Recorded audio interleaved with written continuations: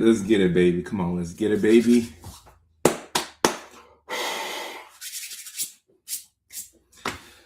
What's up, everybody?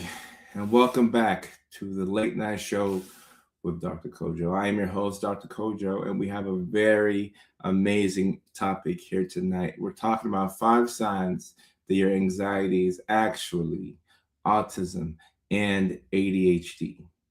This is going to be a very exciting live stream. I hope you learn a lot. I hope you laugh a lot. And I hope you tell a friend to tell a friend about this live stream.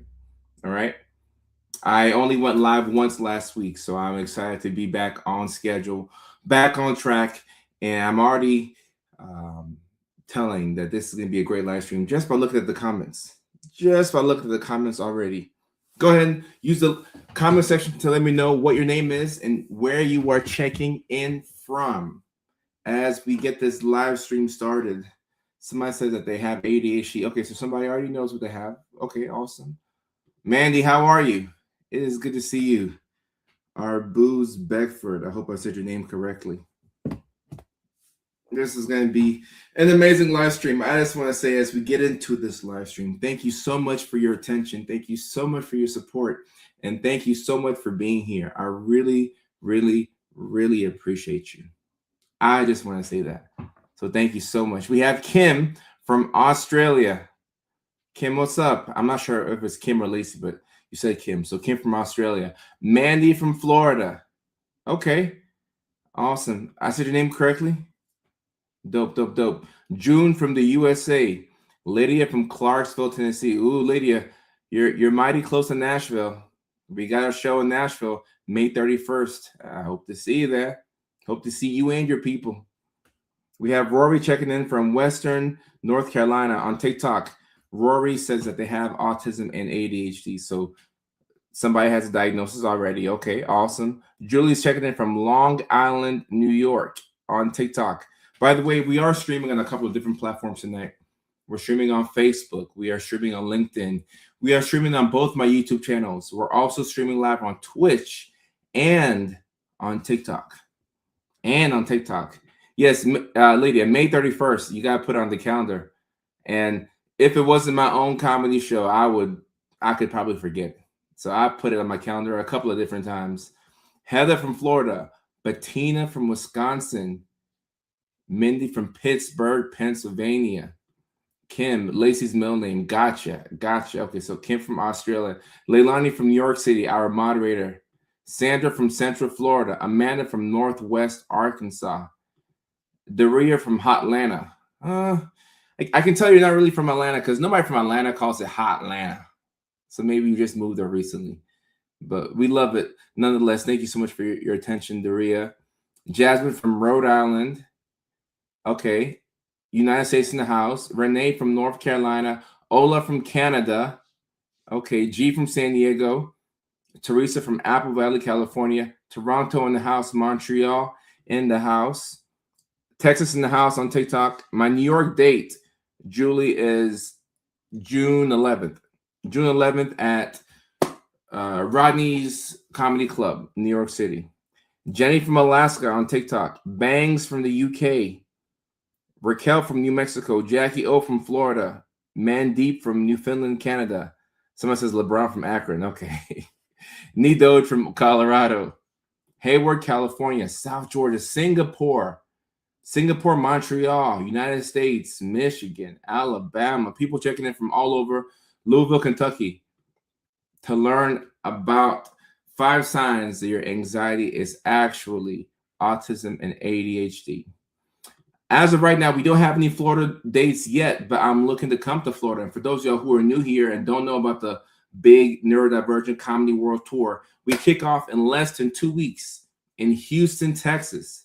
We kick off in less than 2 weeks in Houston, Texas at the All Jokes Aside Comedy Club. The big Neurodivergent Comedy World Tour is coming to a city near you. So it's going to be Dr. Kojo and the Neurodivergents. I'm coming with a band of neurodivergent people from California, and I'm hoping that we bring everything that we need to bring because we are neurodivergent. So we'll need a lot of reminders. So we'll need your support. We'll need your prayers that we can bring all of our materials and our merch and our cameras and everything to Houston, and that we have an amazing show Show number 1 in Houston is already sold out. And I have to wear gray sweatpants. In fact, I got my gray sweatpants already. I got my gray sweatpants. I'm ready for the show. I told y'all that if we sell the show out, I'm going to come with my gray sweatpants. So I got my Team USA gray sweatpants. I am ready for show number 1 in Houston. Because we sold it out, we did add a second show. So we added a second show in Houston. So it's going to be a Texas Sunday nighter. It's going to be a long Sunday night. But today I picked up my Adderall. We were out at my pharmacy for a little bit, but I finally picked up my Adderall. So I will have all the power in the world to put on an amazing show in Houston. So I'm excited. Patty, I cannot wait to see you. I cannot wait to see you in Houston. It's going to be amazing. Houston is show number 1 for the big Neurodivergent Comedy World Tour. I cannot wait to see you and hear from y'all. People like Missy Rose, people who are using the content to help understand themselves better and to understand their family members more. That's what it's all about. That is what it's all about. Yeah, look, gray sweatpants. I told y'all that if we sold the show out, I would wear the gray sweatpants. I didn't know that we would sell it out, but y'all being so good, y'all held up your end of the bargain. I'm gonna hold up my end of the bargain. So normally I like to wear my suits. I like to be clean, but we're gonna switch it up. We're going with the gray sweatpants for Houston, Texas. And we have 2 shows in Houston. It's going to be amazing. Link in the bio. The first show is sold out. The second show starts, I want to say, 8 o'clock. 8 o'clock. All right. So we have 2 shows in Houston. We have 2 in Nashville. Nashville is May 31st. The next month, we go to New York City, June 11th. The following week, we go to Chicago, Illinois. So I just want to say thank you so much for your support. I really appreciate you all. We have 2 shows that are sold out. The first one in Houston and the first one in Nashville, Tennessee. So thank you for your support. And with that being said, let's get into the 5 signs that your anxiety is actually autism and ADHD. And before I confuse y'all even further, okay? I don't want to confuse y'all, but check it out. You can have autism and ADHD and anxiety. Most people actually have all 3. If you have autism and ADHD, there's a good chance that you have anxiety. There's a good chance that you have something called CPTSD. It comes from a little bit of childhood trauma. We may not have had the most perfect childhoods, so you might be a little bit of childhood trauma, and that's okay. More than likely, you may have PTSD. All right, so you can have more than one condition. So I don't want to confuse y'all. You can have more than one condition. And it's very rare that I see somebody who has just one thing, like somebody who just has ADHD and nothing else, somebody who just has anxiety and nothing else, somebody who just has autism and nothing else. It normally doesn't work that way. All right. The overwhelming majority of people who are neurodivergent go on to develop depression. So if you weren't depressed before, guess what? It's coming for you. But when you get the support that you need, because every neurodivergent needs support, when you get the support that you need, then it can help to make the depression much better. All right. So just know that you're not screwed. You are not screwed. There's just a gap between where you are right now and where you could be. All right. And when you can fill in that gap with support, boom, that's where the magic happens. That is where the magic happens. All right. Good to see you, Mac. I'm sorry to hear that. I'm sorry to hear that, Mac. Kamala says, I saw a CPTSD post. I'm like, yes. Yeah, a lot of us have CPTSD, and that's why you're so jittery. That's why you have a hard time just sitting down. You're always waiting for something bad to happen. You're waiting for the other shoe to drop. That's CPTSD. And when you realize that you have it, then you can make the changes that you need in your life to better support you. All right? Support is everything. Support is everything. Everything. Denise, I appreciate you. Stalker Autism Mom. Shout out to all the Stalker Autism Moms. I love y'all very much. All right. So number 1, 5 signs that your anxiety is actually autism and ADHD. Okay. And you aren't scared. How do I spell this? You aren't scared, but actually overwhelmed. All right. Number 1, you realize that you aren't scared, but actually overwhelmed. All right. Let's go ahead and. Ooh, did y'all hear that? Did y'all hear that? Oh my goodness. Ooh, ooh, ooh. Look at me cracking my back and my neck. My neck and my back. I don't know the rest of the song. All right. Number one, you realize that you aren't scared, but actually overwhelmed. This is a key one to realize, all right? Because what is anxiety? Anxiety is fear of the unknown, all right? Anxiety is fear of the unknown. If you're anxious, right, it means that you're living in the past and you're trying to think about what could happen and you're trying to brace yourself for that, all right? So you're thinking about what's going on in the future or what could happen in the future and you're trying to brace yourself for that. So anxiety is living in the past. Living in the future. Depression is living in the past, right? Depression is living in the past. You're thinking about what happened to you in the past and how could that manifest again for the future. But you perseverate and you think all the time about the past events and you feel like your best days are behind you instead of being in front of you. That's depression. That's depression, right? So if we're anxious and we have that fear of the unknown, you're going to be scared. All right. You're going to be scaled, very, very scaled. All right. But when you realize that you're not scared and that you're actually overwhelmed, that could be the unlock. That could be the unlock. And if you connect the dots instead of checking out the boxes and you realize that most of the time you're overwhelmed as opposed to being scared, it could be autism and ADHD. All right. You could be 2 appointments and $2,000 away from a diagnosis of autism and or ADHD. Okay.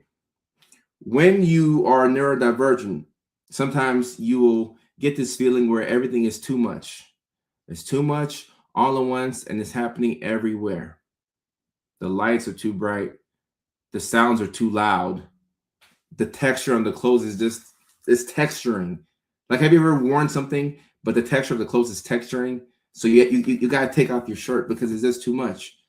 So now you got to take off your shirt because it's like, this shirt is something is bugging me here. Y'all notice how I don't have any tag at the back of the shirt? Y'all see that? And I'm wearing the shirt the right way, but there's no tags at the back of my shirt because I hate them. I knock them off because I can't wear the shirt without, I can't wear the shirt with a thing. So I have to, now I've learned to just cut it with scissors because if you tear it off, it can mess up the shirt. So I just cut it off with scissors and now I can actually wear this shirt. But if the texture of the shirt is throwing you off, you're going to be frustrated. If the texture of the food that you're eating doesn't agree with your mouth, it's going to frustrate you. And then on top of that, you're not going to eat. So now you're going to be hangry.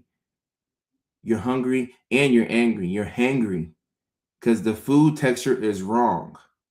And somebody's saying, this is why I hate socks. But I hate even more not wearing shoes without socks. This sounds very autism and ADHD right here. You have the whole contradiction of you got to wear the socks, but you don't like wearing the socks. All right. So sometimes you realize that you're not scared, but you're actually overwhelmed. And if you realize that you're overwhelmed and you can figure out what is overwhelming you, that is where the unlock is. All right. Something is overwhelming you, and you have to get to the bottom of that. It could be the person at work who, whenever you come in the morning, they're just talking your head off. And you're trying your best to be nice to them because you want to keep your job and you want to keep the morale high. But anytime you walk into the office, the moment you walk in, you clock in, and you're looking for your desk, this person's just talking your head off. You're not scared, you're overwhelmed because they're talking your head off. Sometimes people don't talk to you, but they talk at you. Have you ever had that where people are talking at you? We're not having a conversation. You're just talking. It's like you're throwing the words at me, and I'm like, it's too many words. Like, let me breathe. Is this too many words? Like, And the person on TikTok who's asking what the solution is, the solution is, number one, realizing what's frustrating you. And when you realize what's frustrating you, you got to get to the bottom of it. Maybe you can tell that person at work, hey, like when I come in, just give me a couple of minutes to just walk in and figure out what my assignment is. Just give me some time. Like I like talking to you. And that could be a lie, but you're trying to be nice. I like talking to you, but give me some time. If it's your spouse who keeps buying you shirts that have these annoying tags at the back of it, you can just let your spouse or your partner know, hey, when you go to the store, these are the shirts I like, and these are the pants I like. And when you buy it for me, I wear a size large, but I don't need to know what the size is. Just knock off take off the tags for me. So that way it's helpful. And letting your partner know, hey, this food that you cooked, it's not that you're a bad cook, but the texture of the food, it just does something to me to where I can't eat it. So can we switch to another meal? If the lights are too bright, hey, can we adjust the lighting in here? If the lights are too dull, can we get some different light bulbs? What can we do to reduce the sensory overload? You got to figure out what is frustrating you and how you can account for it. And when you do that, all of a sudden, what you thought was anxiety is gone away. Oh, you thought you had to go and get Lexapro at the doctor's office to take care of the anxiety, and that's a good medication and it can help. But when you get to the root of what's frustrating you, now you have solved the problem. And even better, you solved it without another pill. I'm all for pills. I prescribe them. I take them myself. But the fewer pills we can take, the better. I think we can all agree on that. The fewer pills we can take, the better. Of course, don't stop taking something that's been prescribed to you. But the fewer pills, the better. So if you're able to find something that can help you out, okay, now I feel good. Now I feel good. And Trevor's saying, I've been raw dogging mine and developed CPTSD. Now I'm trying to find a doctor in therapy. Well, love of the show to Trevor right here. Trevor, love the show to you. Love of the show, because it takes a lot as a person to admit that you've been raw dogging and that it's not working. Okay, we have a lot of raw doggers here, I'm sure. If you're a raw dogger, put a 1 in the chat. I just want to see something real quick. If you're raw dogging all of this, put a 1 in the chat. I need to see who's here. 1s in the chat if you're raw dogging, because Trevor ain't the only one. Jackie, Bella, Nasha, Not It, Ops Jamaica, Ali, Wild, Danielle, Charzette, Giselle. A whole lot of 1s on TikTok. A whole lot of raw doggers on TikTok. Jalen, a lot of raw doggers out here. Look at all these raw doggers. Look at all the Denise is really raw dogging it. Look at all these raw doggers. Look at all these raw doggers. And shout out to Mandy. You can actually go to your PCP. That's what I did when I first got diagnosed. I went to my PCP, and it was the quickest way to get help.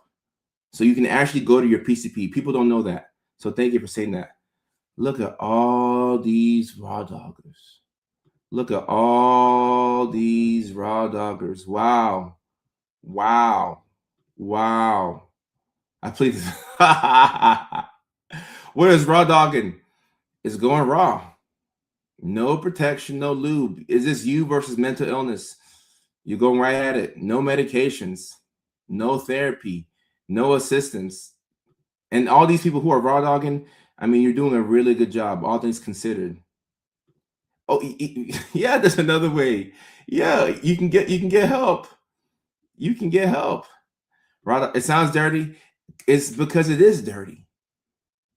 Whatever you think it sounds like, that's exactly what it is. That's exactly what it is. To try and brave the world and not get any assistance. Oh my goodness. And for all my raw doggers out there, for all of my raw doggers, I know, because look, I raw dogged for 26 years, and it got to the point where I was going to fail out of grad school. I was up to my eyeballs in debt. I moved out of my parents' house. I didn't have the money, but I moved out because I needed my peace of mind. So my parents are on my back. Then I'm trying to help out financially at home. I'm trying to help out my grandma. She's on my back. My girl at the time is on my back because I'm not spending time with her. And I am losing my mind. I'm like, I'm about to fill out this doctoral program. I will never become Dr. Kojo. I need help. That's when I reached out to a friend. He told me about his story. And he said that he takes Ritalin for ADHD and that he gets extra time for his tests at school. And that's when I said, I'm put up the white flag. I can no longer do this. I went to my primary care doctor, Dr. Pearson in Grovetown, Georgia, and he changed my life. He diagnosed me with ADHD. He got the ball rolling, sent the medications to the pharmacy. I took the medications, and look where I am. What, 7 years later, 6 years later? That was one of the most important days of my life. Real talk. All jokes aside, pun intended, because that's the name of the comedy club that we're going to be kicking up the tour at. The All Jokes Aside Comedy Club. But pun intended, all jokes aside, getting help changed my life. And those of y'all who are watching right now, everybody who put the one up in the chat, all my raw doggers, there's two versions of you. There's you right now, okay? Then there's you with support. The you with support runs laps around you right now. So it's about figuring out what's the quickest way, what's the shortest path you can go from where you are right now to getting a little bit of support. Okay, just a little bit of support. All right. Chase, I'll see you in Houston in a couple of weeks to kick off the tour. I will see you there. So just know that there's no shame in getting help. All right. A lot of people out here raw dogging. There's no shame in getting help. So when you learn these things, let's say you're watching tonight and you realize that your anxiety is actually autism and ADHD, then you're going to be feeling overwhelmed. Like, oh my goodness, where do I go? Like, how do I start? I'm telling you, you start with the easiest thing. You can go to your primary care doctor, your PCP, and if they're not comfortable diagnosing you with autism and or ADHD, they can always refer you to a specialist. But you got to take that first step, right? You got to take that first step. You got to take that first step. Blue Crayons, thank you so much for the super chat. And I didn't realize that some gifts were triggering. So hopefully we can avoid those gifts. All right. Ooh, this second one right here. Ooh. This one right here is going to hopefully give a lot of y'all some insight. You avoid things. What did I tell y'all about avoidance? Avoidance is, at least in my mind, is the worst thing about autism and ADHD. That executive dysfunction. Ooh. See, I'm not even raw dogging this, but I still struggle with it. Ooh. You avoid things because they're confusing, not because they're scary. The second sign that your anxiety is actually autism/ADHD. Guys, this one right here. You avoid things because they're confusing, not because they're scary. A lot of us who are on the spectrum and a lot of us who have ADHD, we have certain things that we're very, very good at. And guess what? The things that we're good at, we want to continue doing those things. But when there's something else that we don't know how to do and it's confusing and it takes a lot of work up front, what do? We avoid it. Not because it's scary, but because it's confusing. Today is April the 14th. So y'all know what that means, right? Tomorrow is tax season. So how many of us have done our taxes? I have not done my taxes. I live this, guys. I don't just make the content to put it out there, to show y'all a day in the life of somebody who has autism and ADHD. No, I live this. I live this. I told my accountant, I said, hey, let's just go ahead and put in for an extension. I think I filed my taxes late the past 3 years in a row. Can we keep it real, or are we going to lie on this beautiful Tuesday night? Tomorrow's tax season. Let's file an extension. We'll take care of it later. Later is a curse word when you're neurodivergent. You should do your best to try and avoid later. But sometimes you get busy. And Kate says that I'm a tax preparer. My taxes, what? We have an Kate on TikTok. We have an accountant who does other people's taxes, but they haven't done their own taxes. Yeah, that sounds very ADHD. Yep. Come on up and get your diagnosis. Come on up and get your diagnosis. Come on up and get your diagnosis. Thank you for the super chat, K-Nut. I told my PCP that I suspect I had ADHD. He replied, oh, so you want drugs? I haven't.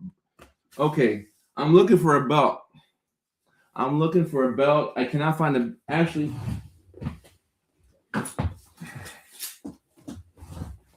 I found it. I'm looking for a belt here. Who is your doctor? Who's your PCP? They need a whooping. Your PCP needs a whooping, okay? Now, not physically, but they need a verbal whooping, all right? They need a verbal whooping. You got to let them know that is wrong, okay? When doctors say things like this, it makes people not reach out for help. Oh, so you want drugs? Oh, heck no. Verbal whooping. Verbal whooping. You need to go to your doctor and play that TikTok in front of him or her. The one where the girl's like, you need to leave. You need to leave. This is not how things are supposed to happen. This is not how things are supposed to happen. The cure for not that there's a cure, but the treatment for ADHD is drugs. So I don't know what else to tell you. The treatment is drugs. So like this is very disappointing that some doctors say this, but yeah, verbal whooping, get him out of here, get him out of here. Because as providers, we're working for you. We're not working to make ourselves feel good. Oh heck no. Oh heck no. It- and more than likely, that's somebody who does not have ADHD themselves, because it's hard to explain ADHD to somebody who doesn't have it, even if they went to medical school, even if they went to nurse practitioner school, even if they went to physician assistant school. Sometimes you have to go through things to understand it on your own. So very disappointing that your doctor would say that. Very, very disappointing. But avoidance is, look, there's a lot of things that are painful when it comes to autism, ADHD. I think that rejection sensitivity is up there, but man, oh my goodness, you avoid things and then they pile up and they pile up and they pile up, and then you look at your to-do list and it's too overwhelming. So instead of starting on it, you just give up because it's just too much all at once, and it's too much to go through your to-do list. It's too much to clean your house. So you just avoid everything until you have to take care of it. So this turns into a last minute person. Okay. It turns you into a last minute person. If you're a last minute person who has autism and ADHD and you have CPTSD, your nervous system is going to be wrecked. That, guys, that's what I need y'all to be mindful of. Your nervous system is going to be wrecked. And if you're dysregulated, and now it's time to make major life decisions. Do I marry this person? Do I move to Buffalo, New York to take this job? Should I break up with this person? Do I give up on this relationship? Do I try this new hobby? Should I put myself out there? Should I send this text or should I not send the text? When you're making these big, big decisions and you're dysregulated, more times than not, you don't make the right decision. And the worst part about it is you don't see it right there and then. You have to let, time go by. Time must go by before you figure out what the right decision was. But when you're dysregulated, you're not going to make the best decisions for yourself. I thought you'd never ask. You know you're dysregulated when the decisions that you make are not in your own best interests. Okay? And look, if you're somebody right now who you don't sleep at the same time every night, you don't eat at the same times every night, you don't at least go for a walk every single day, you don't have me time for yourself. If you don't do any of these things, there's a good chance that you are dysregulated. So the majority of us are dysregulated, guys. Right now, I would say I'm dysregulated now, but I have a stretch of days where I'm not going to travel. So I'm getting back to myself. I'm recalibrating. But you have to know what makes it hard for you to be regulated. So lack of sleep is number one. Not eating consistently, not moving your body somewhat, somehow. But if you're a last minute person who is always waiting for the other shoe to drop, you're not going to be your most regulated. Melinda says me time. But look, Melinda has a very nice family photo up there with a couple of people. I know Melinda is a family person, but Melinda, you have to find time for yourself. You got to find time for yourself. And somebody on TikTok says sleeping too much. Yes, you can sleep too much. You can actually sleep too much. They call it hypersomnia. So you can sleep too much. And another person says, what about first-time moms? When will they get back with meds? Look, there are certain people who, because of their lifestyles, it's going to be hard to be regulated. If you are a first-time mom, first-time parent, the odds are against you, okay? Now, childbirth is a beautiful thing, and having kids is an amazing thing. But when your child is waking up every hour, on the hour, it'll be hard for you to be regulated, if I'm being honest. And this is where external support is helpful. If you have a big mom, at least in our community, we have a big mama or a grandma, somebody who can help with the kids, that goes a long way. If you have a sibling, an auntie, even an uncle, My sisters have not asked me to help with their kids, but if my sisters needed me to help with their kids, I would catch a flight and I would go help. I can change diapers. Well, not really, but I can learn. You know, I can learn. It's a very daunting task to have to find somebody to keep your kids, because you think, who can wash my kids as well as I can? So I know that if you don't have the support in that domain, it can be very difficult. And Greatness on TikTok says, ain't no big mamas anymore. These grandmas be 40 years old now.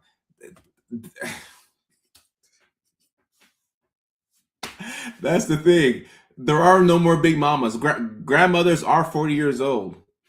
I mean, I've dated a couple of grandmas now. Okay. 42-year-old woman, 44, 46-year-old woman.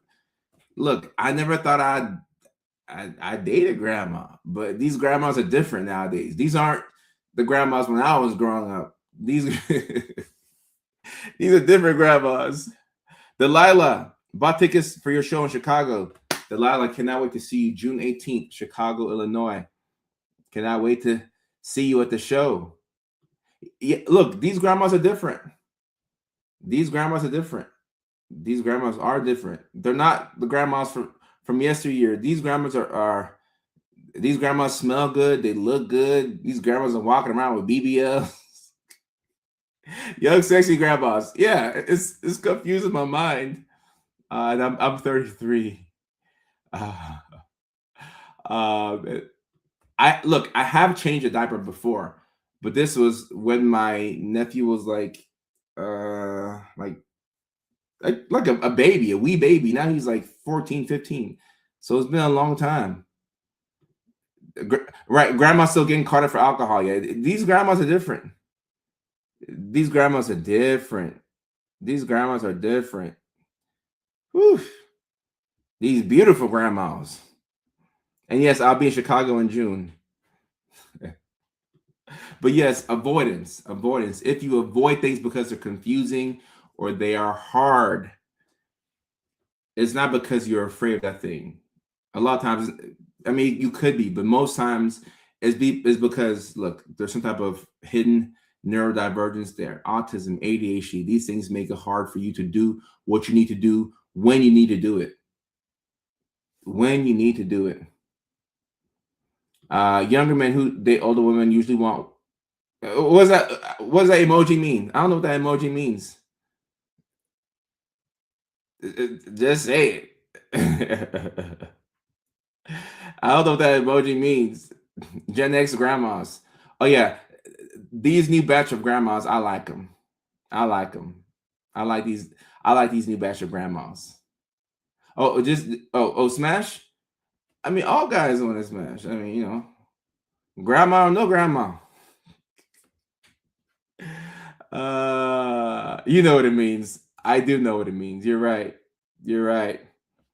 All right, let me get this super chat, and then I'll give you all the third sign that your anxiety is actually autism and ADHD.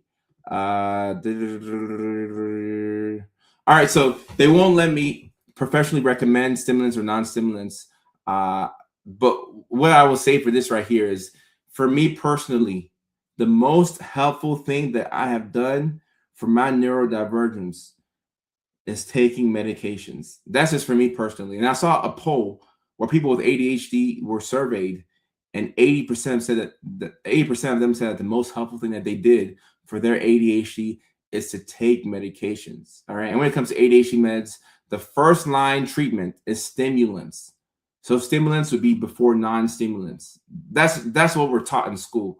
So this is not like what Dr. Kodo is saying because I'm recommending it, but that's like what we're taught in school. So stimulants and then non-stimulants. And if you have like a heart condition, or if you have like bipolar disorder or something that makes it hard for you to take a stimulant, then you can go non-stimulants. All right.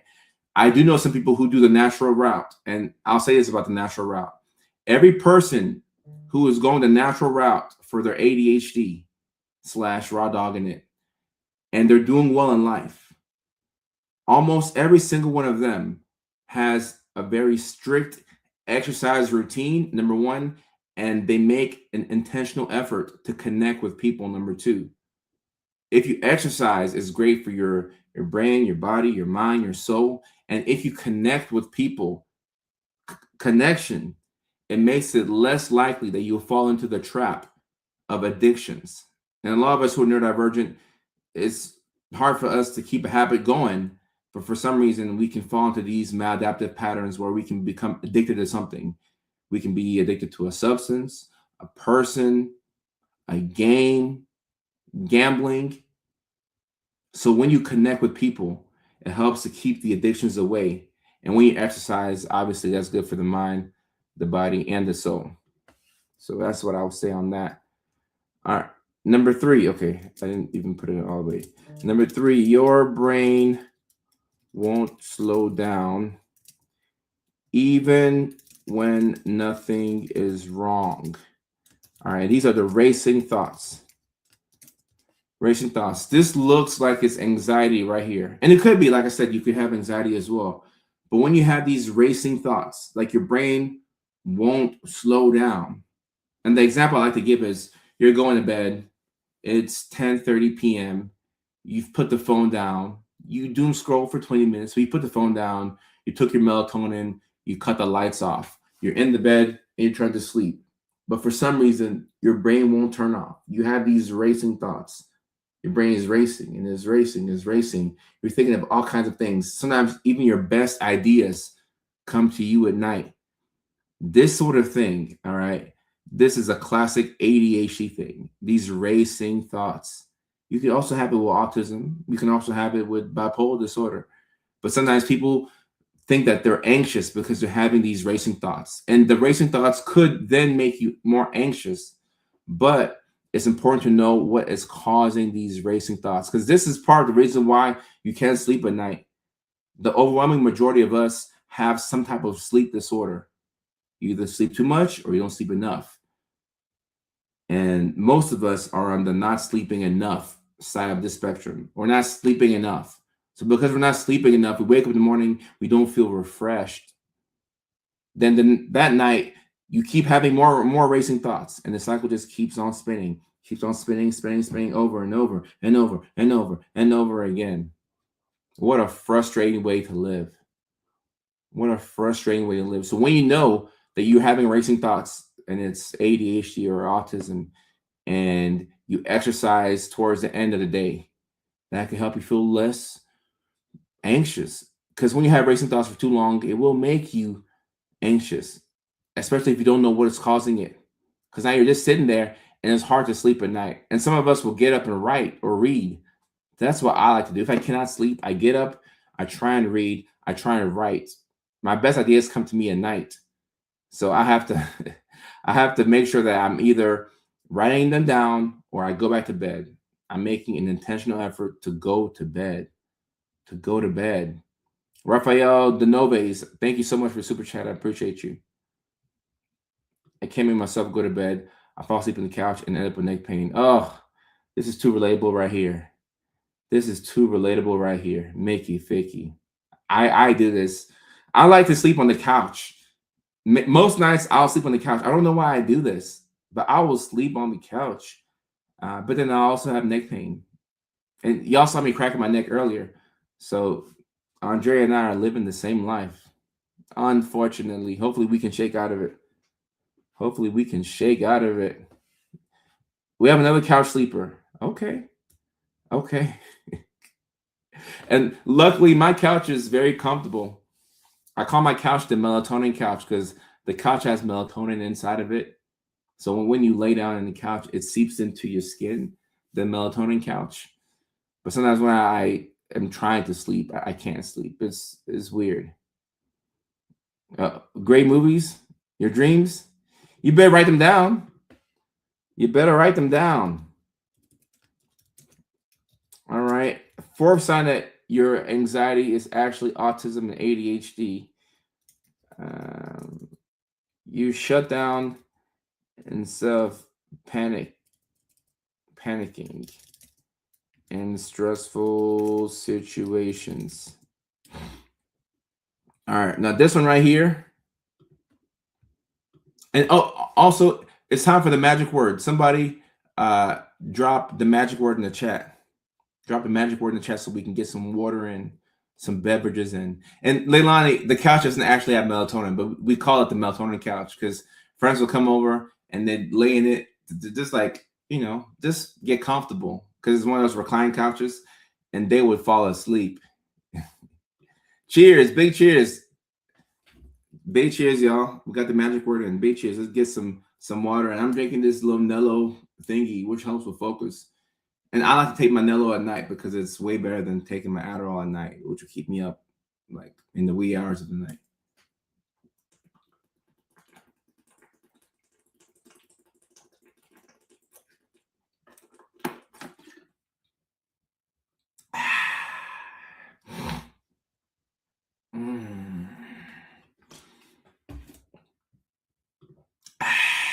Big cheers. Big cheers. Big cheers. Big cheers. Big cheers. Woo! And Renee, I'll keep that in mind. I'll try not to crack my neck. Woo! All right. You shut down instead of panicking in stressful situations. Okay. So this shutdown, you can see it with ADHD, but this is probably the autism part of the autism and ADHD. Shutting down in stressful situations. And this is also why it can be difficult to talk. I know y'all have seen the videos that I post where the girl is trying to talk, but she cannot get the words out of her mouth. The verbal shutdown, or you can call it selective mutism, or you can call it going nonverbal, which maybe isn't the most accurate term, but I think it helps to convey my point here. You're in a stressful situation and you're trying to respond, but for some reason you cannot get the words out of your mouth and you shut down.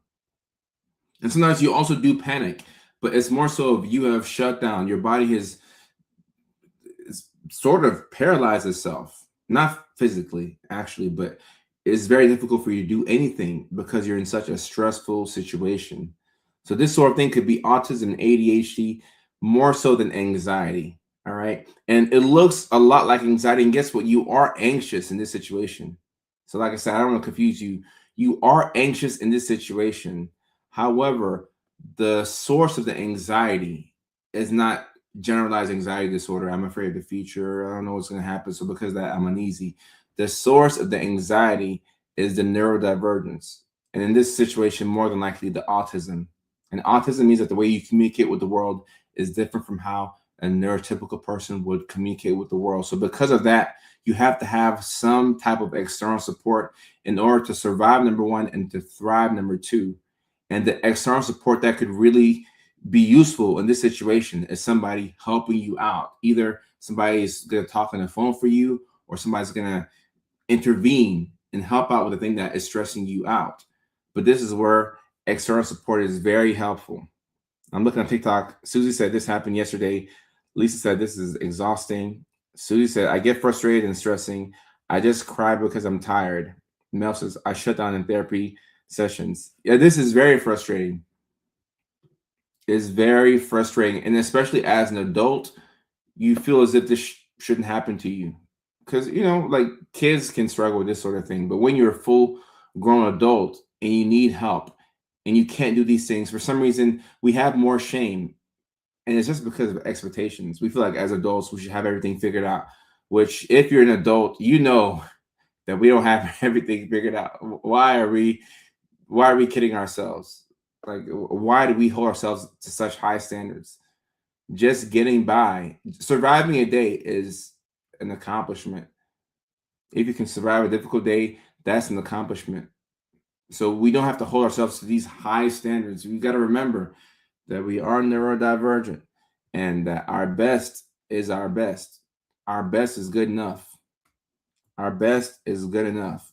So don't feel like you have to have everything figured out. Don't feel like you have to be smooth in every single situation. Sometimes if you can't get the words out, just chalk it up to the game. It's like, all right, cool. We weren't able to get the words out. It's okay. It's okay. We try to talk and maybe people thought we were weird, and if so, then that's fine. Because look, you can't be smooth all the time to everybody with everything. We're just doing the best that we can. All right, we're just doing the best that we can. All right, now this one right here, number 5, which is the last one on my list, this is something that can really look like anxiety. And this is, in my opinion, this is one of the reasons why people will be misdiagnosed with anxiety as opposed to being sent out for an autism assessment. Because I feel like a lot of y'all are so close to an assessment.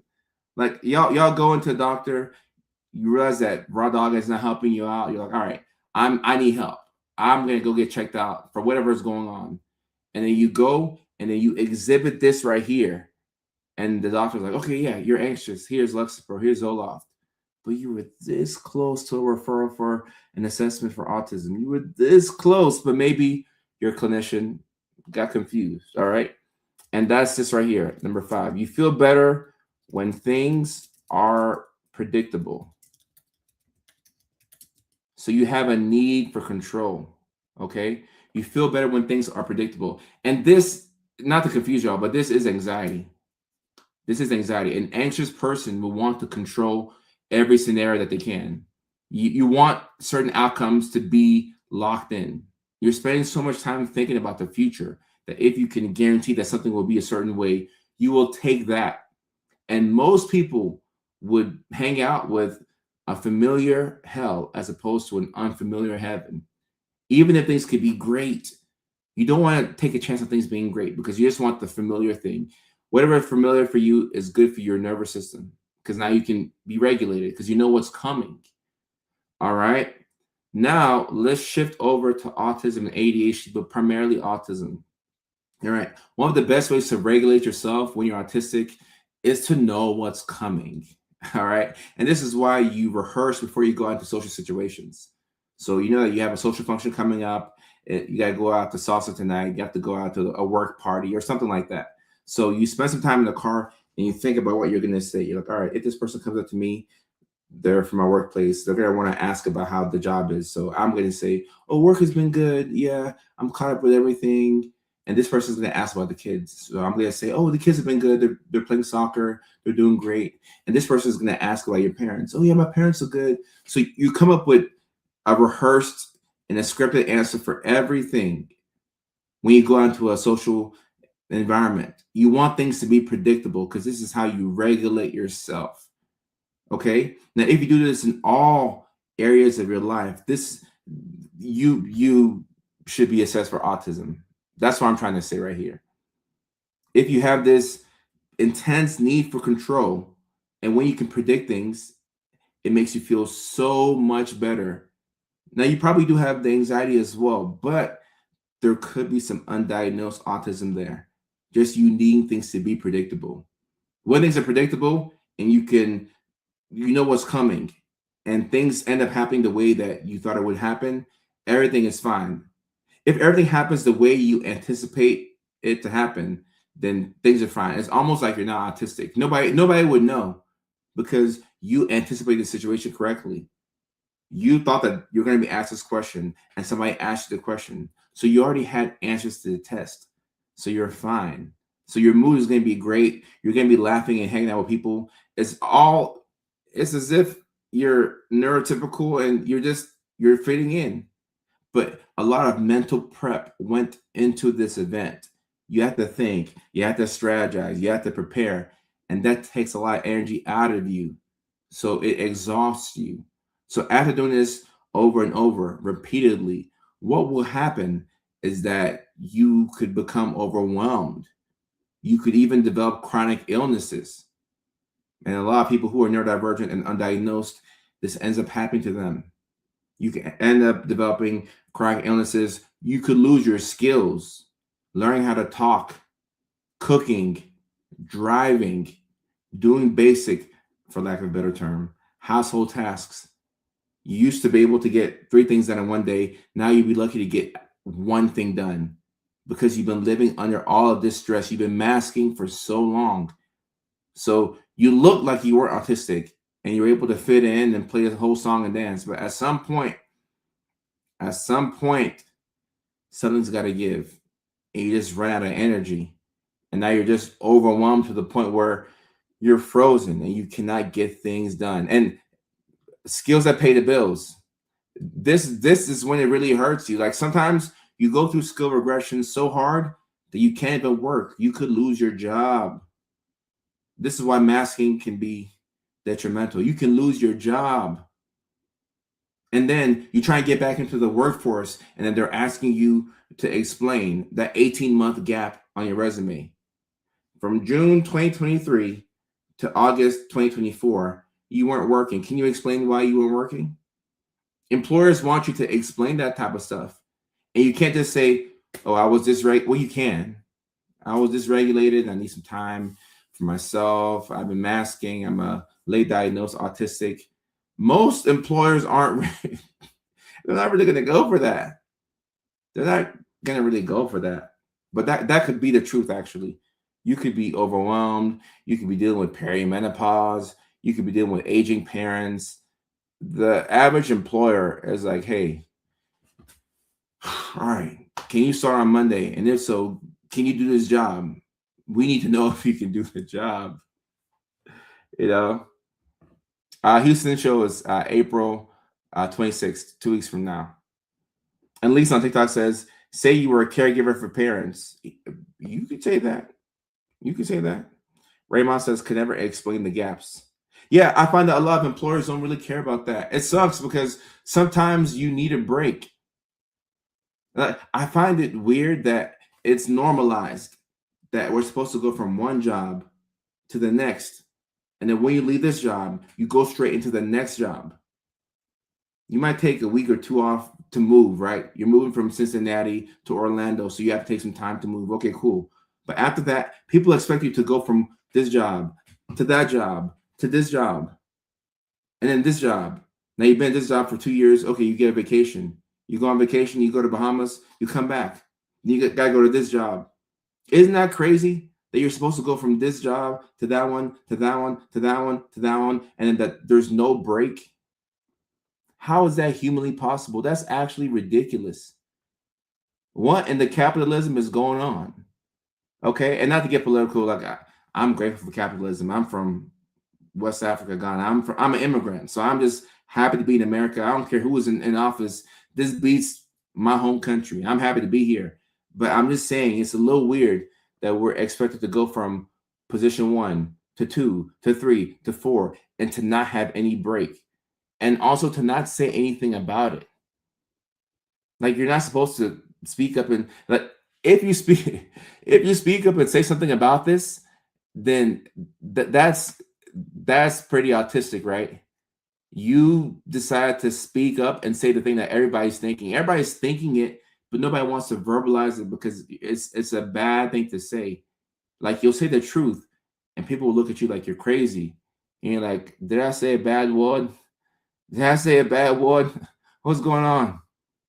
Like, guys, that's not normal. I don't care what nobody says. That's not normal. That is not normal. Andrea says, I begged for a break. If I took 5 days off, they called me the entire time. Yeah, it's not normal. You need time for yourself.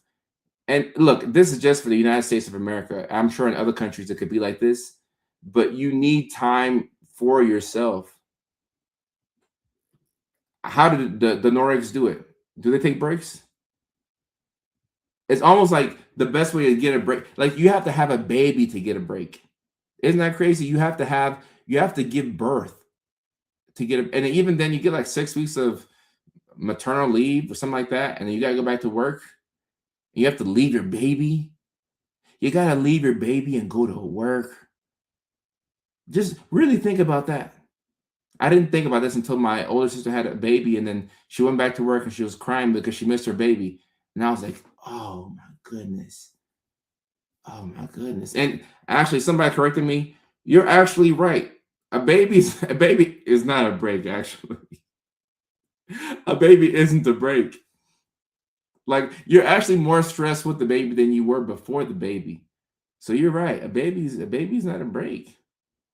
A baby is not a break. And apparently you don't get paid for maternity leave if you don't have short-term disability. All right, this is just too much to keep up with. It's just too much. And also, once you have a baby, you got to keep the baby, right? Like you had a baby, so now the baby hasn't gone anywhere. So now you go back to that same job that you had, and keep in mind, you never got a break because having a baby wasn't a break. You go back to that same job that you were at, but now when you go home, you got a 4-year-old. Like, how are you supposed to retain your mental sanity? Like, why wouldn't people crack underneath this pressure? This is not, I don't care what nobody says, this is not normal. This is not, and I know sometimes you get people and they take them out. Like sometimes we need rules and regulations, because if we didn't have them, people would take breaks and they would never show up to work, right? We need structure to keep us accountable, right? Especially those of us who are neurodivergent. We do need accountability. But this whole thing where we don't have any break, I don't know how that is normal. Okay, is this not normal? It's not normal. And unfortunately, the best way to keep your sanity as a neurodivergent is to just have a lot of resources, either financial or you have a lot of family support. Some people have mothers and aunts and sisters and a whole lot of family that can help in and take care of the baby, so now they get to sleep throughout the night. Some people will just outsource the help and use money. Hey, I'm going to pay for this. I'll pay for that. I'll pay for this. I'll pay for that. But if you have no external support,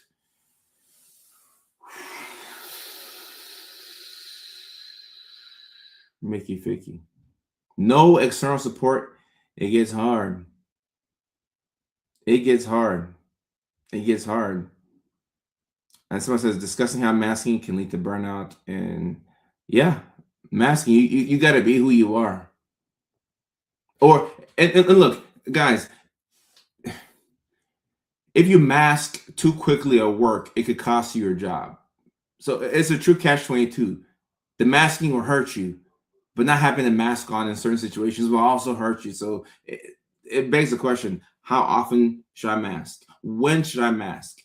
Like this mask right here that gives me all of these social powers. How long do I keep it on? When do I show up as myself? And when can I show up with the mask on? Like that's the game within the game. I got to figure out when I can be myself, or when I have to be with my other 3 personalities. Like who do I have to be? Who do I have to be today in order to get through the day? It's ridiculous.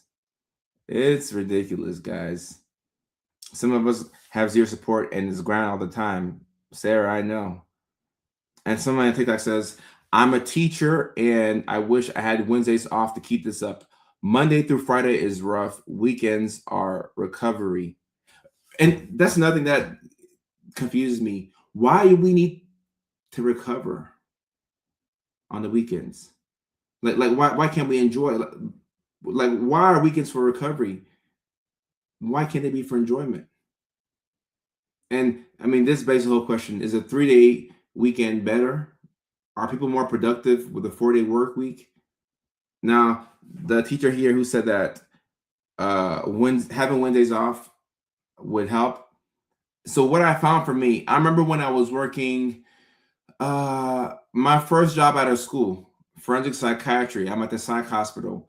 It was a Monday through Friday job, and it was a demanding job. Okay, and I was new to forensic psychiatry, so I got 26 patients, and it's my first big boy job out of school. So what I would do was I would work the whole week, Monday through Friday, but I found out that my best productivity for the week would happen whenever I would take Wednesday mornings off. So from 8 to 11 on Wednesdays, I would take it off. So I would show up at the psych hospital like noon or 12:30 on Wednesdays, and my productivity went like this. It skyrocketed, because Monday, Tuesday, I exhaust myself. Then Tuesday night, I might stay up a little bit. I might doom scroll on social media. I might watch a couple of, dancing TikTok videos. I might do my thing. Okay. I may stay up until 1 a.m. Okay. But if I stay up until 1 a.m. and I don't have to be at work until 12:30, now I can go to bed at 2 a.m. and I can wake up at 10:30. Now I have 8.5 hours of sleep. Now, when I go to the psych hospital, I can be present for my patients. So that was a game changer when I realized that. I'm like, all right, I can just take off half of the morning on Wednesdays, but you have to have a job that allows you to be flexible like that. As a teacher, I don't think you could do that because you got first period and second period and third period. So you got to find another way to give yourself some time. You got to find yourself some time for yourself, but you got to figure something out. You got to figure something out. You got to figure something out. And we are at the 1 hour mark. Leilani, I got it. We'll stay out for 15 minutes more. We'll do some Q&A. But I caught it this time. I'm like, oh, I caught it. My husband takes a half day off sometimes, or he takes a Wednesday. I'm telling you, there's something about Wednesday and just taking half of Wednesday off that I think would really help us. Because like it's in the middle of the week. If you use half of Wednesday to recover, then you can actually enjoy the weekends. And I don't know why, but Wednesday is just the best day to take off or take like a half day off. I don't know why. Wednesdays are just, I think the next best thing would be having all of Monday off. And having Monday off feels better than having Friday off. I know it doesn't make sense, but I would rather have Monday off than Friday off. So that way everybody's rushing to get back to work. But then like I have that extra day, I have that extra day to kind of do what I want. Let me see. How you get diagnosed as an adult. So you missed it earlier, but you can go to your primary care doctor. So if you're raw dogging right now and you need some support, the quickest way is to go to your primary care doctor and let them know what you suspect is going on, and then ask for referrals if they don't feel comfortable diagnosing a certain thing. A lot will diagnose ADHD, but some don't feel comfortable diagnosing it. And I'd rather a provider say, hey, I don't feel comfortable, as opposed to them saying that you have depression and misdiagnosing you and just sending you along your way. Yep. I'm not working Mondays now and half day Friday. Ooh, look at this schedule. I like that. This looks like somebody who enjoys their job. Not working Mondays and half day Fridays. Ooh, I like that. And I because Lavia is also a psychiatric provider, I can just speak to that for a second. When you have a flexible schedule like this, it makes all the difference. Like you can make Fridays like the charting days, and then you can like make Tuesdays seeing patients and things like that. When you can control your own schedule as a provider, it's so much better. Because some days you have like okay, I'm in seeing patients mode, and the other days it's like, all right, I'm gonna take my Adderall and I'm gonna chart and I'm gonna do all these notes and I'll just knock everything out. So controlling your schedule is it's so key. It's so key. Pay, I'll get this in a second. Late start Monday, leave early Wednesday, leave. Blake, I like this. Blake, I like this right here. Leave early Wednesday, leave early Friday. And then the days where you leave early, you just have more motivation because you know that you get to leave early. It's kind of like when in school you would go to the nurse's office and you pretend to be sick and then you get picked up early. Like some days I went to school, I'm not gonna lie. I would go to school some days knowing that I was gonna fake a stomach ache to be picked up early. And on those days, I was always productive in the mornings because I'm like, all right, in about 30 minutes, I'm about to catch a bad stomach ache and I'm about to go to the nurse's office and act like I'm about to throw up. And then they're gonna call my mom and I'm gonna say, Mom, my stomach. And then she's gonna pick me up and I'm gonna go home and then I'm gonna play PlayStation and I'm gonna have a good time. Do you think neurodivergents have a more developed sense of humor? I definitely think so. And it's funny that you mentioned this because the comedians that are coming with me on the road are also neurodivergent. And I feel like humor is one of the best ways to cope with what we're going through. If you have to pay more because of the ADHD tax, if you pay more because you forgot to pay tickets and you forgot to pay bills and you had traumatic childhood and you got diagnosed at 31, and because you were undiagnosed for 3 decades, you went through a lot of trauma, you made a lot of decisions that you weren't proud of, you aligned yourself with people that didn't have your best interests at heart. When you've gone through all of this trauma, when that comes as a result of undiagnosed neurodivergence, look, you either gotta laugh about it or you're gonna cry. And you can do both. You can laugh and you can cry. But I think that we have a more developed sense of humor because we've just gone through so much. And when you've gone through so much and you connect with other people who have been through these things, then you're able to come together and build a community. That's why I believe that most comedians, most artists in general, I think are neurodivergent. And it's a healing journey for us because we're using what we've been through and we're channeling it into our art. So I think that a lot of neurodivergents have a developed sense of humor. Great question. And laughing is the best medicine. It is the best medicine. And someone says, when I tell a joke, people either get embarrassed because they realize I told a joke 4 thoughts later. Well, but that's funny. Like that's funny. And also, humor gives you a chance to use self-deprecation in a way that's actually positive. Okay. Even though I do comedy, I tell y'all, do not joke if you're not a comedian, right? Or if you're not, like, let's say you're making a joke with friends. I get that. But outside of comedy purposes, do not make fun of yourself for no reason. Self-deprecation in the wrong context is going to hurt you because that can give the negative thoughts more ammo. We're not trying to give the negative thoughts more ammo. We're trying to tune out those negative voices and use positive reinforcement to help us move along. So if it's in the comedic context, yeah, you can make fun of yourself. But just going through your life on a day-to-day basis, I am not a big fan of self-deprecation. I actually hate it because we have to figure out ways to keep our mood up. We've got to figure out ways to keep our mood up. Let me see. I passed my life insurance exam. Congratulations, Taylor. Congrats. So the company that wants to hire me will let me pick my schedule. Just need to make 15 calls in a week so I can work what days and hours I want. I can work around appointments for my kids. Love the show right here. This right here sounds like a woman who is going to enjoy working at this company. Because look, 15 calls in a week. If you're neurodivergent, look, some of us have the type of ADHD where we can make 16 calls in 3 hours.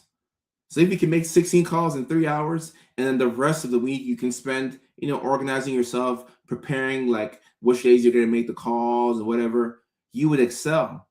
But if you're forced to make 3 calls per day, right? 5 days in a week, 3 calls per day.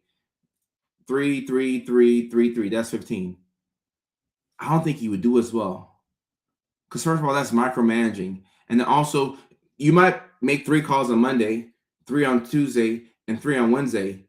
But you could catch a bad mood on Thursday. And Thursday could be a difficult day. It can be hard to make any calls. Same as Friday. So our definition of consistency is way different from the neurotypical definition of the consistency. So trying to do things like a neurotypical person will burn you out. 3 calls every day, Monday through Friday. No, let me do 8 calls on Monday and 8 on Tuesday, and I'm good. Or I'll just take my Adderall on Monday morning. Let me knock out all of the calls. Yeah, that's what I'm gonna do. I'm gonna take my Adderall and knock out all the calls. Everybody's getting a phone call. Everybody getting a phone call. Millie, sorry for your loss.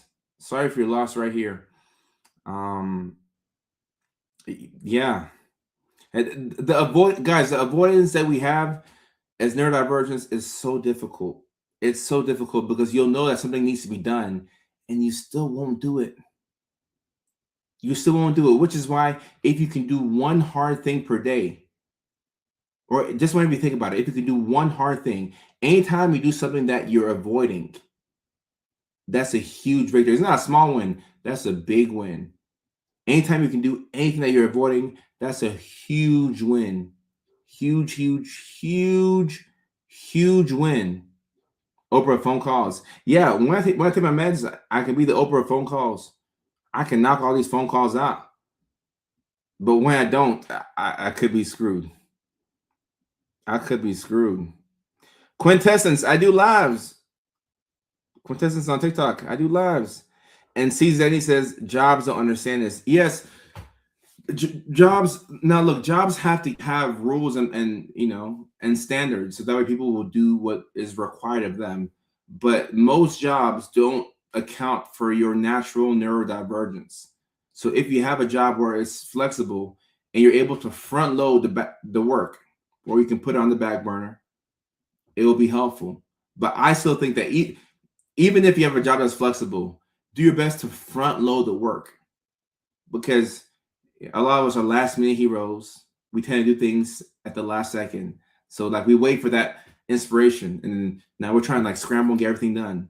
If we can front load the work and then sit back and catch your breath and just let things, be put in place, doesn't that feel so good? That feels so good. You front loaded all the work. Like the lady who has to make 15 calls in a week.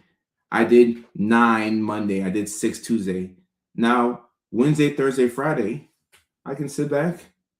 I can write my schedule for the day. I can review the phone calls I made on Monday and Tuesday.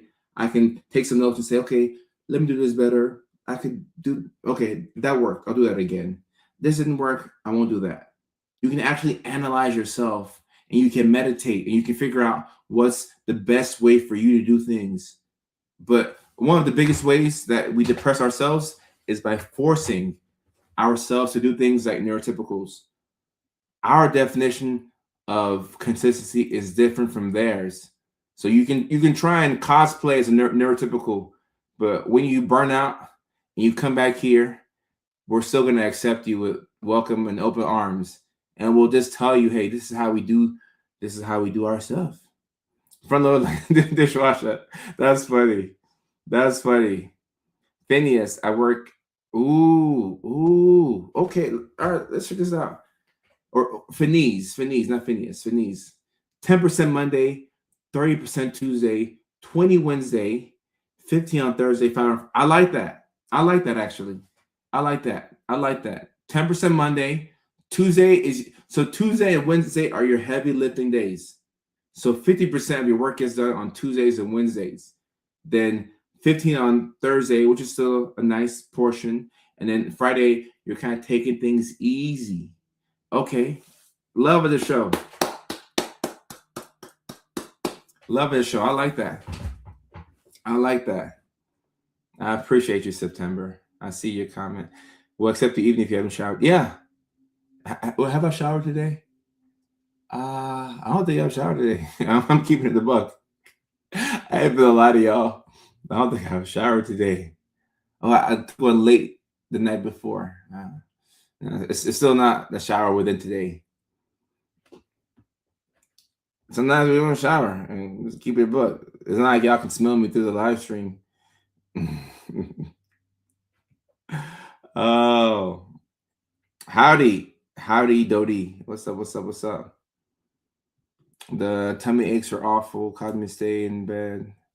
And guys, look, as neurodivergence, a million different things can happen to throw off our day.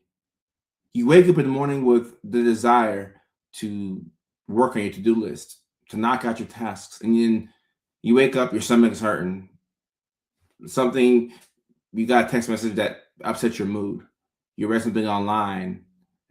So many things can throw off your mood, which is why it's helpful to do things when you can, front load the work, but even if you can't get anything done, don't judge yourself. You can smell, right? That's the thing. We can smell ourselves. And I do like to shower before bed, but you know what's funny? When I wake up in the morning and I shower instantly, I'm more productive. And we should all be analyzing ourselves to see how we work best. Because for me, if I can wake up in the morning and not get on my phone ASAP, if I can wake up in the morning and shower before I look at my phone, that's a sign that I'm going to have a good day. Wake up, shower before I look at my phone. And I can look at my phone as I'm getting ready for the gym. But if I go shower, gym, take my medications, oh, I'm going to have a rock star day. I'm going to be a rock star. Wake up, shower, gym, medications. Man, please. Sarah says, I'm also a nurse. We're great in the emergencies. Yes, a lot of nurses, especially ADHD nurses, are amazing when they work in emergencies, like emergency room, ICU nurses. Oh yeah, yeah, yeah. You're getting paid for your ability to thrive under chaos or in chaos, in chaotic situations. TikTok star, I appreciate that. Speaking of TikTok, we're getting close to 3 million followers on TikTok. So all my people on TikTok, I appreciate you. Thank you so much for your support. Not only this year, but throughout the years. We've been doing this since December of 2019, and it's 2026, almost 6.5, almost 7 years from when I started on TikTok, and we are approaching 3 million followers, which makes me very excited. Thank you very much for that. For those of you on YouTube, we hit 300,000 followers on YouTube this past weekend. Very exciting. Thank you so much for your support. So we're having milestones everywhere. And speaking of milestones, on Facebook, we recently hit 2 million followers on Facebook. Very exciting. Thank you for your support. And Instagram, I know I don't live stream to Instagram, but I won't leave out my IG folks. IG, we just crossed 700,000 followers on Instagram, and comprehensively 6 million followers in total. So this community is getting larger and larger by the minute. And as people are realizing that the content is their lives, people see themselves through the content. People are going out and they're getting the help that they need, the support that they've been looking for years. So this is a very exciting moment for all of us. I can feel the excitement. It's palpable, and all this energy is great, especially as we're preparing to go on tour. We start in Houston in 2 weeks, and we will need your continued support. So I'm so excited. I'm grateful. This is a very cool moment for me. A very cool moment for me. So I just want to say thank you so much. Thank you, thank you, thank you, thank you, thank you, thank you, thank you so much. I cannot wait for Houston, guys. April 26th. The first show was sold out. I got my gray sweatpants as promised. The second show, the link has been added. So we're looking to sell out the second show. Let's sell out 2 shows in Houston. We can definitely do it. So we have 2 weeks. Today's what? The 14th. So we have less than 2 weeks until our Houston show. The vibes are good. We had our final California show before the tour kicks off. That was last week on Friday. That was a great show. Shout out to Carlo from YouTube. Let me give Carlo some love. Carlo from YouTube pulled up to the show in LA this past Friday. Carlo came with his wife. Carlo is neurodivergent, was recently diagnosed with AuDHD, I think he said last year during the show. And his wife is neurotypical. So look at that. We have a neurotypical and a neurodivergent couple, and it works. So I like to say that, if you're neurodivergent, you may want somebody who's also on the spectrum, somebody who also has ADHD, but you can be neurodivergent and be with a neurotypical partner, because Carlo from YouTube pulled up to a show with his neurotypical wife. They have a loving relationship. They've been married for 4 years. They said, yeah. So look at my memory. It's still pretty good. That's what they said during the show. Been married for 4 years. So shout out to Carlo. I got to see him at the show in LA. We normally do those shows once a month. We'll probably do them either once a month or once every other month. Show some love to the hometown folks in Los Angeles. And that is my home club. That's where I work on my material for everything on the road. And I cannot wait to see those y'all in Houston who will be at the show there. It's going to be great. Houston's going to be amazing. It's going to be awesome, awesome, awesome, awesome. And for those of y'all who want the ticket information is in the link in the bio. So Houston, April 26th at the All Jokes Aside Comedy Club. The first show sold out. So this will be for the second show. That starts at, I think, 8:30 or so. So it could be a little late for y'all if you have to work Monday morning. Those 3 hours before you go to bed that you spend doom scrolling, I'll love it if you came to the club, the All Jokes Aside Comedy Club, and you laughed with us, and you decided to doom scroll on Monday night instead of doom scrolling on Sunday night. Adolfo says, I'm neurodivergent. My wife is neurotypical. It can work. Look at that. Look at that. Love of the show. 10 years married. 10 years married. And when we do the fourth wall shows in LA, there is street parking, but it can be hard to find parking for that specific show. So if you know anything about the Fourth Wall Comedy Club, there's a Thai restaurant on the other side of the street, maybe 2 blocks down. That's where I park when I do those shows. So it's not the best parking. If you know anything about LA, the parking situation can be quite interesting, but we make it work. We make it work. Ashley, I hope to see you in Nashville, but even if not, I hope to come to the surrounding areas, the Ohios, the Kentuckys, the Arkansas, the Carolinas. So we will be adding more shows. The Nashville show is going to be great, Pamela. I hope to see you there. Health permitting, I'd love to see you there. But we will be adding more shows. The lineup that we have right now is Houston in 2 weeks. Then we have Nashville May 31st. Then we have Chicago June 18th. And then the week before that, we have New York City June 11th. People are saying, come to Arizona, come to Jersey. I would love to come to those spots. Shout out to Emily. Emily is the best.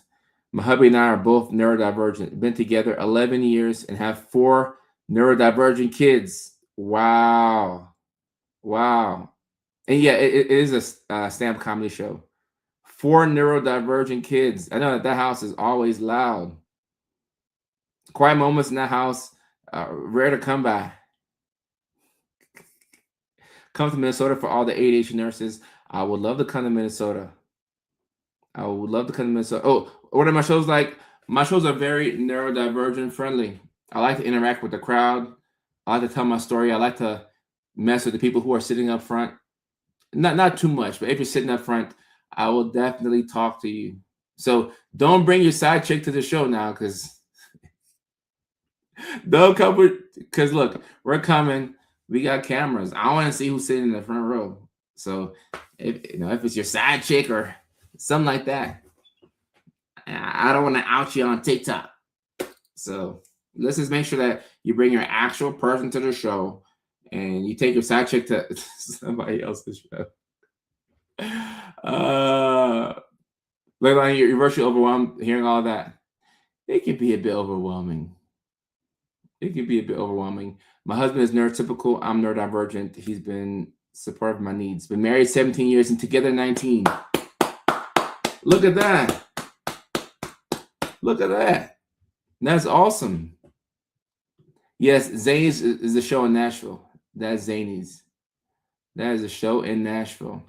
Thank you so much. These comments, I really appreciate these comments. I find that people can just send a video to their spouse or to their child or whoever, or to a parent, and it helps explain them. And it's much easier to just send a video as opposed to looking for the words to try to articulate how you feel. So thank you so much for that. Are you a real couple? No, those are acting skits. Those are acting skits. If you're asking about Emily. but I mean, we'll try and clear it up, and people will say, "Oh, I love the skits with you and your wife." I'm like, okay, that's my Instagram wife. That's my TikTok wife. When are we doing London? I'm not sure, but we're working on getting international dates. We're working on doing that. I would love to come to London. I would love to come to London. A family of 6. Oh, but look, neurodivergent families are more fun. Because think about it, a house full of neurotypical kids where everybody's like doing what they're supposed to be doing. They're quiet and they're doing their homework on time and there are no emergencies. It's not fun. Now, obviously, I don't want like emergencies where like the kid's health is in jeopardy or something bad's going to happen, but we need some stimulation. We need some excitement. I'll sit up front so I'm not distracted. Okay, that's a good way to make sure that you pay attention if you sit up front, because you never know when we're going to talk to you. And it's one thing to watch the show, but then when you're talking to the comic on stage, you're like, I don't know my name. You might freeze up sometimes. Lauren, I appreciate you. I love seeing these comments right here. Thank you. Let me see. I'll take out someone says, I love that y'all are married. Cece, appreciate you. I appreciate you. Salt Lake City. Salt Lake City is one of my favorite cities to go to. Been once. I'd love to come back and do comedy there. Brittany, I doubt that you will fall asleep. I highly doubt that you fall asleep. If you fell asleep, we would see. I'd be like, hey, Brittany is asleep here. Brittany has not been resting. She's supposed to be doom scrolling right now, but instead of doing that, she's here trying to enjoy the show, but she fell asleep. Brittany fell asleep. If you are single, these videos probably make women afraid to approach you and ask you out because I do get this. I do get this sometimes. Actually, I get it quite often. Where, like, let's say I'm trying to talk to somebody or I'm trying to get my number to somebody. If I'm trying to get to know a young lady, she'll say, but what about your girlfriend? Like, I know you have a girlfriend. I'm like, no, I don't have a girlfriend. No, but you have a girlfriend. Like, I see you online with you. So, no, like, their skit says not my girlfriend. No, you have a girlfriend. And I'll just say, okay, I'm not gonna convince you. Like, I'm neurodivergent. You think I'm a liar? Now, we can lie sometimes as neurodivergents, but to try and convince anybody of anything, it is what it is. It is what it is. I believe I'd still be married if I had an AuDHD diagnosis with treatment and help. I think you could be right. Not that you should beat yourself up, but I think you could be right. A lot of people who are struggling in their relationships right now are just undiagnosed and are missing the support that they need. With the right treatment, which comes after the right diagnosis, you would fly. And there's a gap between where you are now and where you could be. When you close that gap, your life gets dramatically better. So, I mean, I'm sorry to see that the marriage didn't work out. But now that you know and you can make these adjustments, I think you can really change your life. I think you can really change your life. 40 or so Mickey Fickies and 23 shotguns. Ah, ha, ha, ha, ha, ha. I got 4 wives, not 2. I got 4. I got 4. 2? Where did the other 2 wives go? Women and women of color get. No, that's true. That's true. Which is why I'm happy that the content is helping people get closer to the diagnoses. the tire she falls asleep. That's funny. I got no more shucks to give. Oh wait, that's funny right there. Tua Abuela on TikTok says, "What combinations do you recommend?" It just depends. Some people need accommodations in the form of medications. Some need them in the form of just support. Sometimes just calling a friend and having them be on the phone while you get certain things done at the house, that can help you out. So it's specific to you. It's specific to you. Chuckles and polyamory. 4 wives. That's funny. Once my husband accepted, I will repeat everything all the time and stem sing. Oh, I love stem singing. Bunny, I love stem singing. We do that in my family all the time. We'll hear a certain word and it'll trigger a song and we'll just start to stem. Vocal stems are always unlocked all the time. Let me get this question and then before we wrap up. All right. What's your advice on dating? Okay, so 2026 dating. Now is an interesting time for dating in general. Dating it's another job, guys. You have to ask yourself first and foremost, do you have the capacity for another job, for another person? And relationships work best when you do your best to make their life easier and they do their best to make your life easier.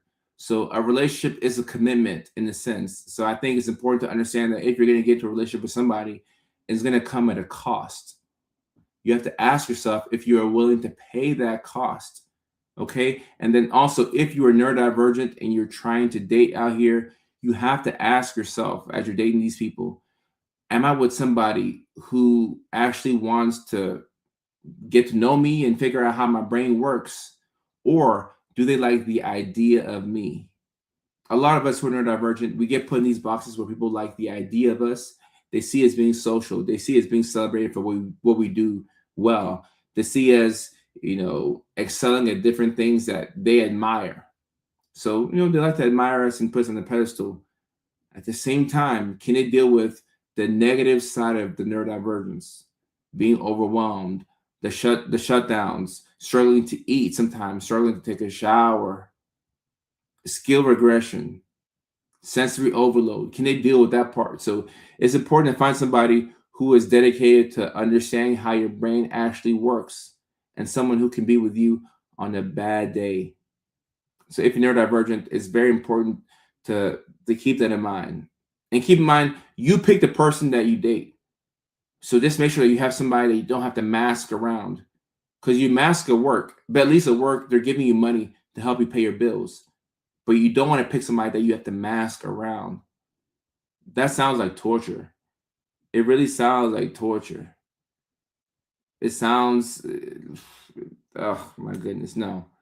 Get somebody that you can be yourself with. And if you are accepted, and look, here's something that I find interesting. Even if you mask at work and you mask in other areas of your life, but you have that one person that you can be yourself with, that right there is healing. That can prevent you from losing your skills. That can prevent you from picking up extra chronic illnesses that come from masking. So even if you have just one person in one area of your life where you can be yourself, that is very healing. That is very, very healing. So keep that in mind. Right. Someone you can have STEM parties with. You can stem to Kid Cudi. You can stem to Avril Lavigne. You can just do your thing. And if they're also neurodivergent, then I think they could understand you more. But as we saw in the comments earlier, we have folks who are neurodivergent with neurotypical partners, and their partners want to understand them. The partners make an attempt to get to know who the person is. So you don't have to find somebody who's neurodivergent. I think it makes it easier because they have lived experiences. But you can find somebody who's neurotypical, who has nothing, who is still dedicated to figuring out who you are. So it's possible. The stemming be stemming. We're singing songs. Sarah, yes. Sarah, you didn't know that? Singing songs based on words in the conversation is stemming. Yes, that's stemming. That's stemming. It looks like we have another one in the neurodivergent family. Somebody just received their virtual diagnosis right now via TikTok Live. Yeah, singing songs based off of the words in the conversation is stemming. That's one of the best ways to stem, actually. Ah, heck no. Nah. Fart and you'll know me. Ah, heck no. Nah. Someone who will keep choosing you every single day in every situation, just as you are. Wow.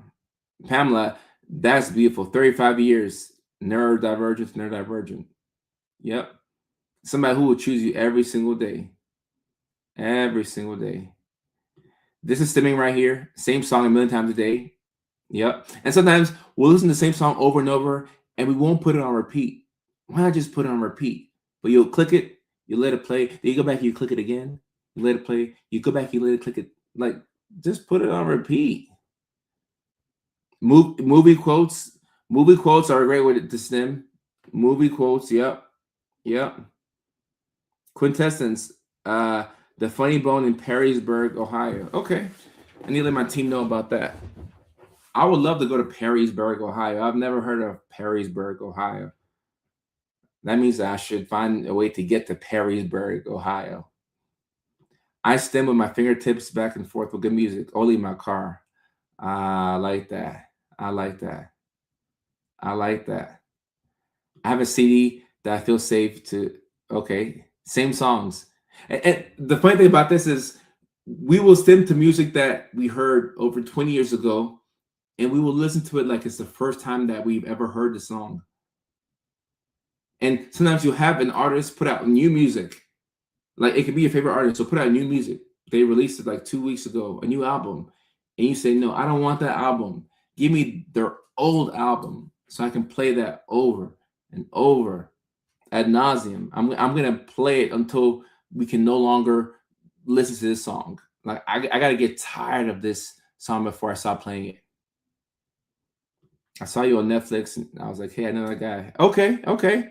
That's on John Mulaney's Everybody's in LA special from 2 years ago. Okay, I appreciate your support. Thank you, thank you, thank you.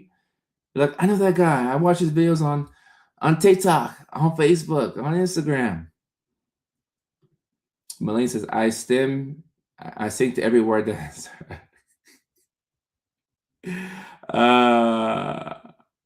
it's a CD with breakdancing music when I was a kid. Right. I think we like those old songs because it makes us feel like we're kids again. I listen to music from middle school. Like old music is way better than today's music. And growing up, I would always hear people say things like, "Oh, the music was better back in my day. The music was better back in my day." And now that I think about it, those old folks were probably just listening to the same songs over and over and stimming to those same songs. If you think about it, because now that I'm an older person, like I'll stim to the same thing over and over and over and over. Yeah, the same albums from the 80s, 90s, and early 2000s. That was when music was the best. That was when music was like today's music doesn't hit like the music from back in the day. Like that back in the day music, oh my goodness. Give me some old school T.I. Like I want to hear some first album Kanye. I want to listen to Shania Twain's first album. I want to listen to Whitney Houston. Let me listen to some Pink. You know, like let me listen to some Lil Wayne and Akon and Rick Ross. Like the music from back in the day. That's what I need. That's healing music. You feel me? Listen to a Disney song. The Disney songs from back in the day. Like, let me get the Tarzan soundtrack. Let me get the Mulan soundtrack. Like, I'll be at the gym listening to Mulan. I'll stim to some Mulan. Like, that was when music was, ooh, Linkin Park. Ooh. Man, ooh, Hybrid Theory. Ooh. Nobody wanna see it. Ashland. That was a song. But it don't matter, no, cause I got you, girl. Hakuna Matata. Ooh.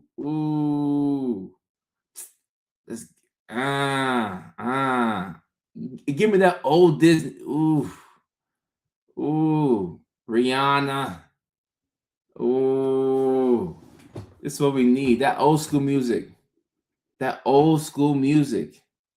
Man. That's what I'm about to do. I'm about to check some emails. I'm about to listen to some music from the past. A blast from the past. Stimming to songs from the past. Someone said Betty White. Okay. Listen to Let It Go. Okay. Frozen soundtrack. Come on. Aladdin. It means no worries for the rest of you. You see how I read this right? I can't even read this without stimming. It means no, like it unlocks something in your brain when you see this.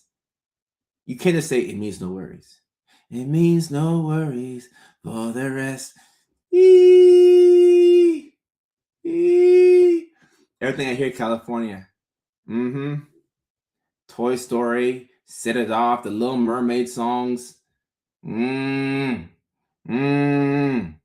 Let It Go is a neurodivergent anthem. How are you streaming not through TikTok? I'm using StreamYard. Someone today said, when I see you, and I start singing Fantasia, when I see you all day. Oh yeah, you're definitely neurodivergent. See Zenny. When I see you. Yep, you're definitely neurodivergent. Oh yeah. I make everything into a song. Like, let's say somebody texted me True Colors. Like, if somebody texted me like this regular text.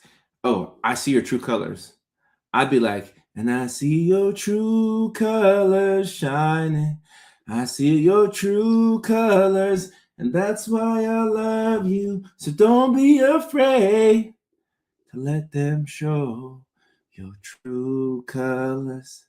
True colors to shine.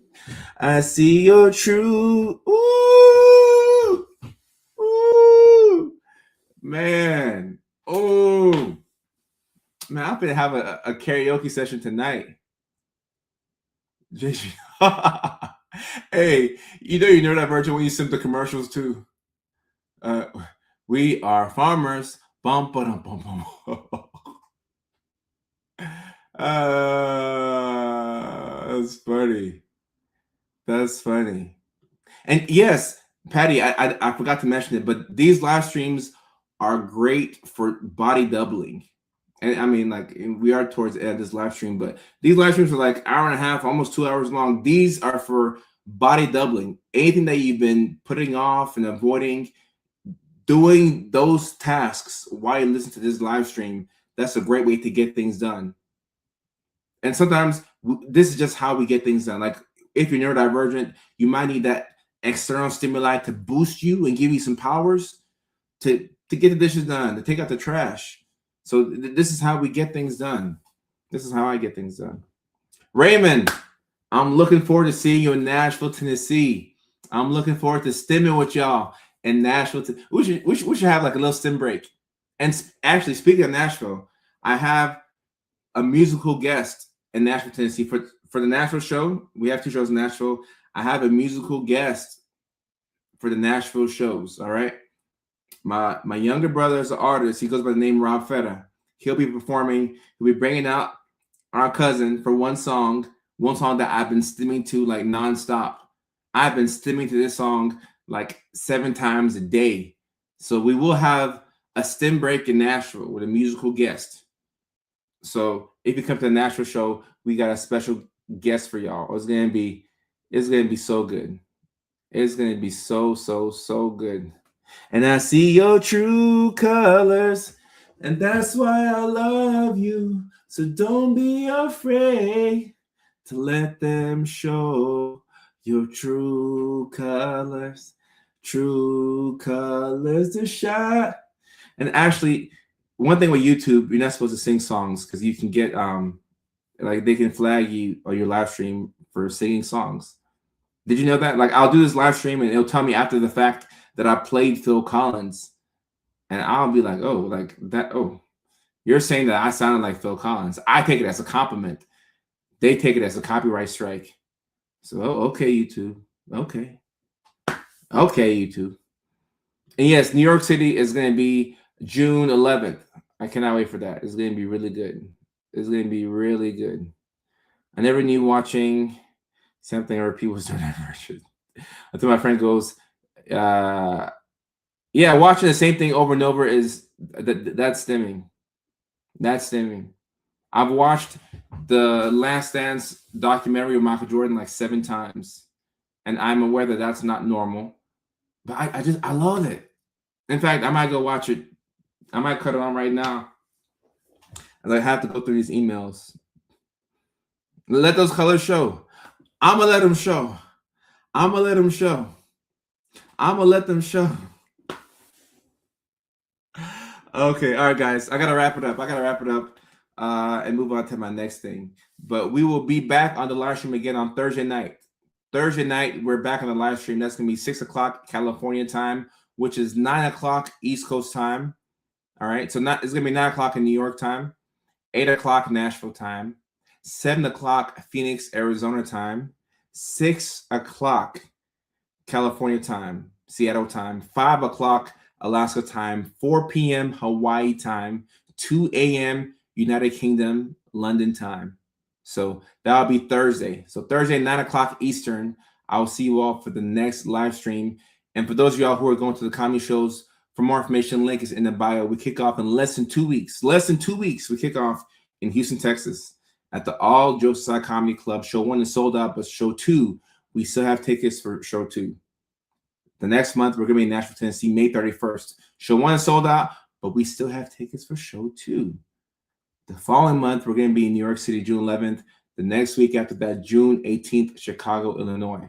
So I can't wait to see y'all. I appreciate all the support, whether you're a day one from 2019 or whether you started watching last week. You're part of the family. Stay here for as long as you need to. And until the next time, peace, take care, and try and get some rest, all right? Doom scroll for like 10, 15 minutes. After that, put an alarm on and get to sleep, all right? Get to sleep. Until next time, peace, take care, and I love y'all.